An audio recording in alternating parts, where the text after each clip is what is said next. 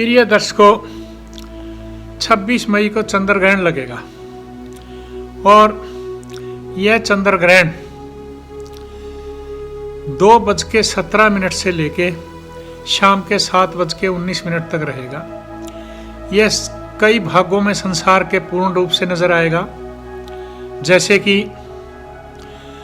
East Asia, northern और southern America, Australia, प्रशांत महासागर वहाँ पूर्ण रूप से नजर आएगा। और इंडिया में नॉर्दर्न ईस्टर्न पार्ट पे, नॉर्थ ईस्टर्न पार्ट पे कुछ मिनटों के लिए नजर आएगा। ग्रहण तो ग्रहण है और चंद्र ग्रहण है। चंद्र ग्रहण के कोई शुभ प्रभाव नहीं होंगे। पीछे भी जैसा देखने में आया, जब भी ग्रहण लगते हैं तो उनके दुष्प्रभाव ही देखने को मिलते हैं। अतः इस चंद्र ग्रहण के समय में सावधान रहने की जरूरत है। और उसी दिन बुध पूर्णिमा भी है, यानी कि बुध पूर्णिमा के दिन चंद्र ग्रहण होगा और उसी दिन सुपर मून और रेड ब्लड मून भी नजर आएंगे।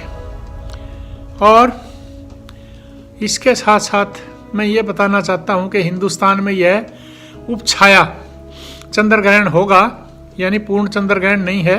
अतः उस दिन ज़्यादा तो घबराने वाली बात नहीं, लेकिन ग्रहण तो ग्रहण है, उसका असर तो बुरा होगा चाहे कुछ भी हो। ग्रहण का असर कभी अच्छा नहीं होता। अतः ऐसे समय में सावधान रखें और जितना हो सकता है आप दान धर्म करने की कोशिश करें।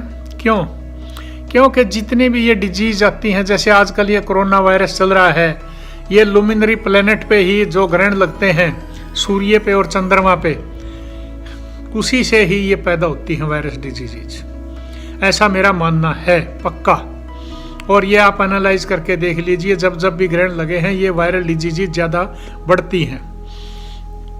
और ऐसे समय में इनके बढ़ने के आसार और भी नज़र होंगे। कोई ज़रूरी नहीं कि कोरोना वायरस ही बढ़े, और दूसरी वायरस बीमारियां भी आ सकती हैं, कोई और बीमारियां बढ़ सकती हैं, कोई और नुकसान हो सकते हैं, समुद्री तूफानों से नुकसान हो सकते हैं। इस तरह से जो है पूर्णिमा के दिन मानसिक परेशानियां ज़्यादा बढ़ सकती हैं। जैसे कि मैं बताना चाहता हूं, उस दिन अगर ये ग्रहण लगेगा तो वृश्चिक राशि पे ज़्यादा प्रभाव पड़ेगा, क्योंकि वृश्चिक राशि में केतु विराजमान है, वहीं से चंद्रमा संचार करेंगे। और दूसरी राशियों पे भी प्रभाव आएगा, लेकिन वृश्चिक राशि पे ज़्यादा होगा, दूसरियों पे कम बेशक हो, लेकिन प्रभाव सभी पे पड़ेगा।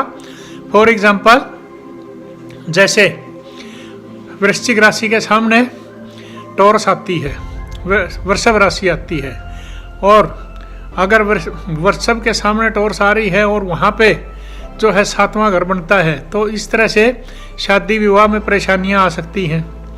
उसी तरह से अगर ये 6ठे घर पे आपके नज़र आ गया, मान लीजिए तो क्या नाम चंद्र ग्रहण, यानी वहाँ पे आपको जो लव अफेयर्स वगैरह हैं उसमें परेशानियाँ आ सकती हैं। 8वें घर पे आ गया, लिव इन रिलेशनशिप में परेशानियाँ आ सकती हैं। उसी तरह से 5वें घर में ग्रहण आ गया आपके, यानी वृश्चिक राशि अगर 5वें घर में आ जाती है तो वहाँ पे आपके लव अफेयर में परेशानियाँ आ जाएंगी, ज़्यादा मानसिक परेशानियाँ बढ़ जाएंगी, विद्या बुद्धि में परेशानियाँ आ जाएंगी, संतान की तरफ से परेशानियाँ आ जाएंगी। इस तरह से अलग अलग राशियों पे आते हैं। आप अपनी कुंडली का विश्लेषण जरूर करवाएं और उसका समाधान करें, उसके उपाय भी जरूर करेंगे, तो आप चंद्र ग्रहण से बचे रहेंगे। और चंद्र ग्रहण के दुष्प्रभाव, चंद्र ग्रहण से तो क्या बचेंगे, चंद्र ग्रहण के दुष्प्रभावों से बचे रहेंगे। तो ऐसे समय में आपको बहुत सावधानी करनी है। और जब चंद्र ग्रहण शुरू हो तो ऐसे समय में चंद्रमा की चीज़ें हैं, पानी है, दूध है, दही है और चावल है, चीनी है, जो भी आप सफ़ेद कपड़ा है दान कर सकते हैं, दान करिए। पक्षियों के लिए पानी ज़रूर रखें। और अगर आप पानी के कहीं नज़दीक रहते हैं तो मछलियों को ज़रूर आटा डालें। और समुद्र के नज़दीक हैं तो वहाँ भी जो दान धर्म कर सकते हैं पानी में ज़रूर करें, ताकि पानी का वेग भी समुद्री तूफानों से शांत रहे।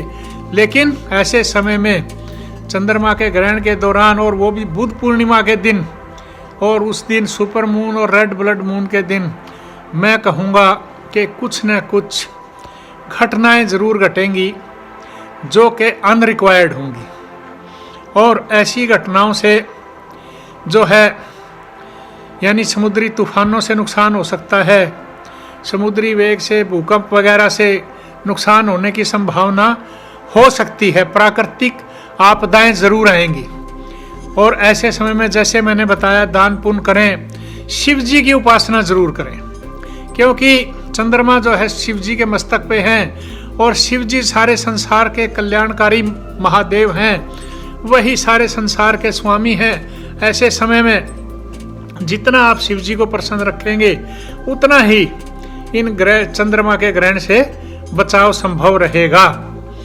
अतः ऐसे समय में जरूर सावधानियां रखें, पूजा पाठ करें, और खास करके मैं कहूँगा कि जो भी यंग ब्लड है वो ज़रूर, क्योंकि ये एनर्जेटिक चीज़ें जो है उन पर प्रभाव ज़रूर आता है, बीमारियां भी घेरती हैं, और हेल्थ का भी अपना ध्यान रखें। ये जो कोविड के बारे में सरकार के नियम हैं उनका पालन करें तो आप ऐसे ग्रहण से बचे रहेंगे और इसके दुष्प्रभाव से भी बचे रहेंगे।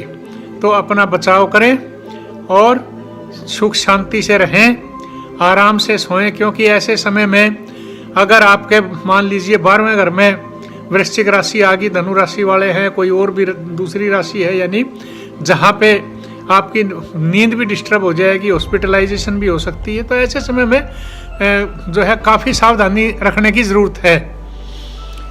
तो मेरा कहने का भाव ये है कि आप चंद्र ग्रहण के दौरान शांत रहें, मन को शांत रखें, पूजा उपासना में समय बिताएं, रुद्राक्ष की माला हो तो पहन लें, रुद्राक्ष हो तो वो ज़रूर अपने पास रखें, शिव जी की उपासना करें, और जल अपने ज़रूर पास रखें। और इसके साथ साथ जो है पक्षियों को, पशुओं को, जिसको भी आप जल वगैरह पिला सकते हैं पिला दीजिए, नीडी को पिला दीजिए।